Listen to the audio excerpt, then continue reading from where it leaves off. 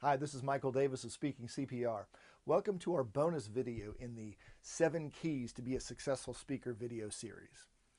In this video, you're going to pick up 3 tips on how to become an effective storyteller.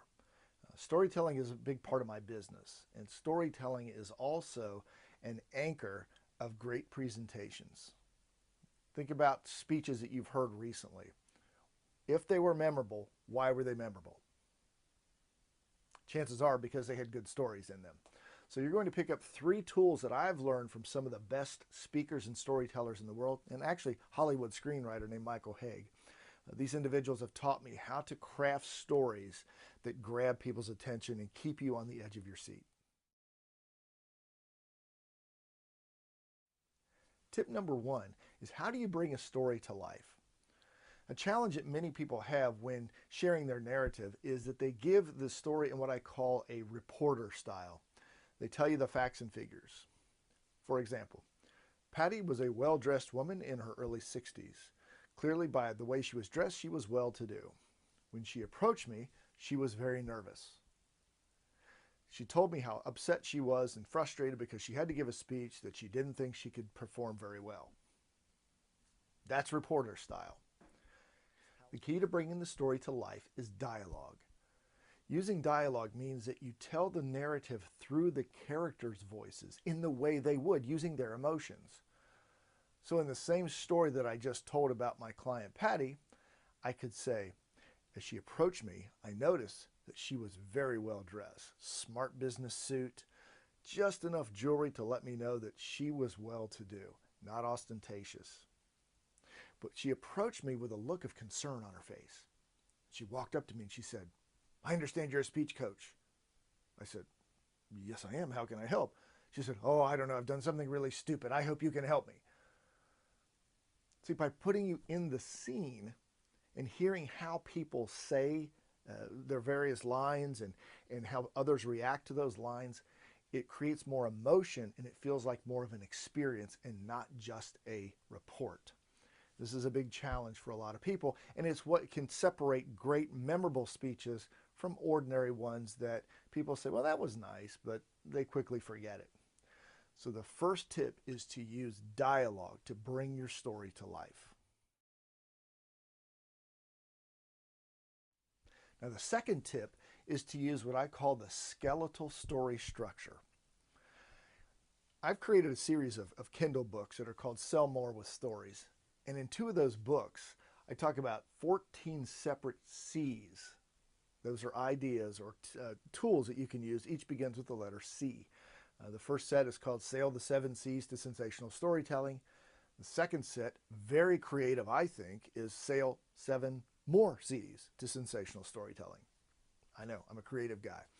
But in those books, I talk about those 14 C's, and they're all useful, but not every story has all 14. You can boil those 14 down to 5 essential C's, what I call the skeletal story. And it's where I suggest people start when they begin building their narrative. So what are these 5 C's?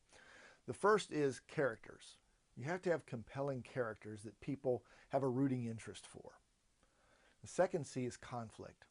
There is no good story without conflict. I mean, think about the movie Indiana Jones. In the opening scene, you see him go through these series of steps to get into this cave. He gets this golden idol, and then all of a sudden, here comes the boulder. What if that boulder had been a pebble about, I don't know, that big? Think that would have been a very exciting scene? Probably not, because he could have just stepped over the boulder. We needed to know, was it going to crush him? And of course it didn't, or else it would have been a very short movie. So you got to have good conflict. The third C is cure. C-U-R-E, cure.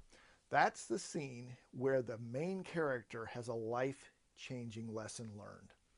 This could be change the way this person thinks, feels, or acts, but that's the moment where the change occurs. And the fourth C is the change itself. We see how the character lives their new life.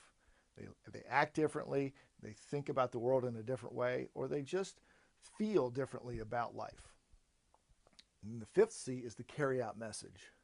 This is the message you want your audience to take away that is the point of the story.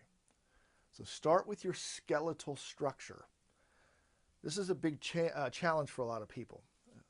Speakers that I work with often will come to me with long written out narrative, or they won't write anything out at all, which is an even bigger problem, but that's for another video. But they've written out all this information, and I think it's great. You have to get all these thoughts out of your head and onto paper. What I don't think you should do is immediately take that entire written narrative out and just start reading it to audiences to get feedback. It's too much. You've heard me talk about the buffet concept. You don't want to go to a buffet and stuff yourself for 45 minutes because you've reached the point of diminishing returns. You're past being filled up and you just don't feel good. You're going to do the same thing to the audience if you just take all your ideas and spew it out at them. Instead, take what you've written out and run it through this 5-sentence filter. You'll start to get a clear picture of what it is you want your audience to think, feel, or do when you're done speaking. And that can serve as a guidepost. If it doesn't fit that message that you want them to take, then leave those parts of your written story out. So that's what I suggest you do. Take this 5-sentence story and use it as a model to run through to filter out a lot of the unnecessary parts, and you will spare your audience and yourself a lot of frustration and time. Now, the third tip actually refers back to the second tip you just heard about, the skeletal structure. Question: of those 5, which do you think is the most important part of a story from the audience's standpoint? Is it the characters, the conflict, the cure, the change, or the carry-out message? Now, when I ask this question in workshops, virtually nobody gets it right. And keep in mind, all 5 of these are important aspects. They're critical. Without them, you don't have a good story. But one stands out above the rest. Which is it? It's the change. Why is it the change? Well, because think about this. When audiences sit in front of you, they come because, yeah, they might want to be entertained, but they also want to see the world in a new light. They want to change the way they think, feel, or act. A problem that most speakers have is they do not show their characters in a new light after they've experienced the cure scene where the lesson is learned. As an example, you may have heard me talk about one of my speaking clients, Patty, or speech coaching clients. When I met Patty, she was under a tremendous amount of stress. She had to give a speech she had committed to, and she didn't feel comfortable with it. Well, long story short, she went through 11 months of working together and investing her time, her money, her energy, and her emotions into becoming a better speaker. And at the end of 11 months, the night she gave her speech, she experienced a tremendous change. For the first time in her life, people gave her a standing ovation. They also gave her money on the spot for her foundation and donated time. The change occurred for her when she told me after all this process, I can't wait to give the speech again. Wow! 11 months earlier, she had been nervous, scared to death, sick to her stomach. And even in the time that we worked together, she was apprehensive. But the moment she got that different reaction to her speech, complete change in attitude.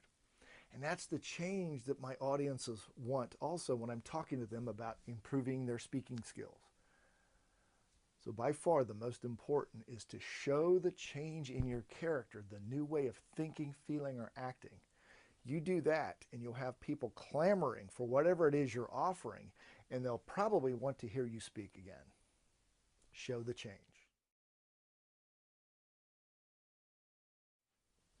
I hope you've enjoyed and gotten a lot of benefit from these 7 tips in these 3 videos.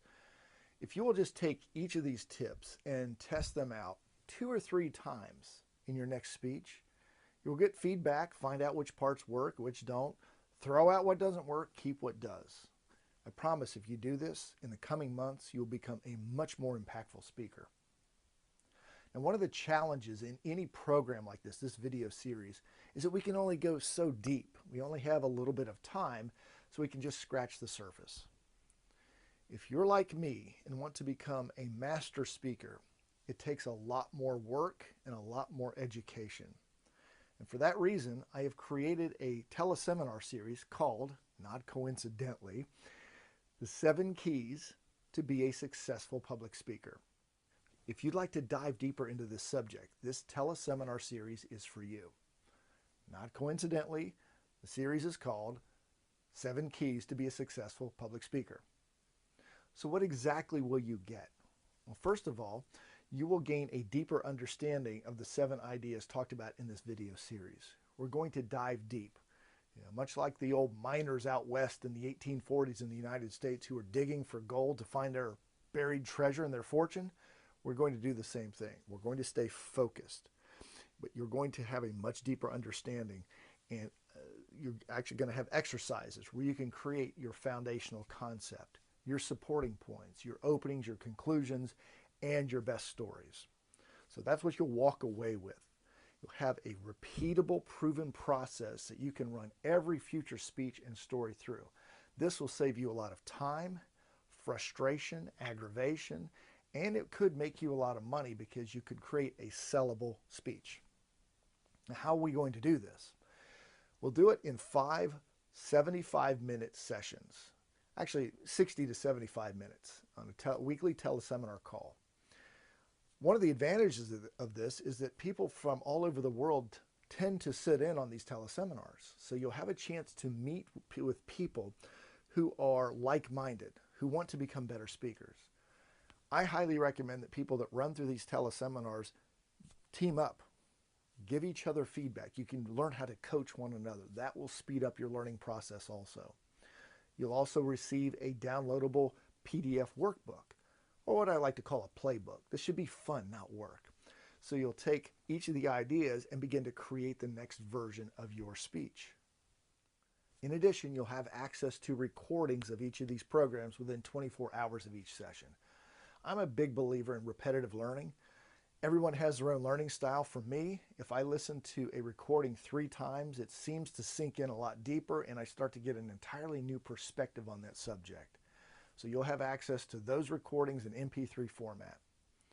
In addition to these 5 sessions and the access to the recordings and meeting like-minded people, if you register for this teleseminar series in the first week, you'll also have access to 3 bonuses.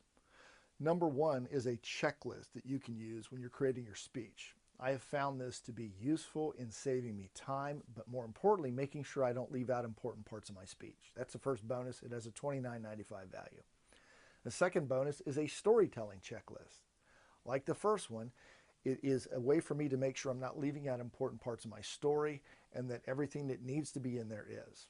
Again, that's a $29.95 value. The third bonus is you will get links to each of my Kindle books in the Sell More with Stories series. These books have been created to help people understand how to use stories to sell their ideas. Now, if you don't consider yourself a salesperson, I'm going to ask you this question. Have you ever had to convince somebody to try a new restaurant? Maybe convince a spouse to go to a certain place on vacation, or maybe persuade a child that they should clean their room lest there be punishment. If you've ever been in that position, you're a salesperson. You just don't have it on your business card. We're all selling ideas all the time. This Kindle series was designed to help you craft stories that can help you better sell your idea. So that's part of the package, and that is a $9.95 value. So if you'd like to participate in this teleseminar series, here's the deal. For 1 week, starting on November 30th, we're going to open the shopping cart so that you can purchase this teleseminar series or purchase your access to it. Normally, this is a $197 program, but for 7 days only, we're going to offer it for just $97. It's my way of saying thanks and helping you get involved into this world a lot deeper. So $197 value plus the bonuses, which by themselves have a value of almost $60. You're getting $257 of value for just $97 if you sign up from November 30th to December 6th. So keep an eye on your email. You'll have links to the shopping cart where you can sign up for that. Below this video, there's also a link to a page that will give you more detail about this teleseminar, plus a button that you can click on to register.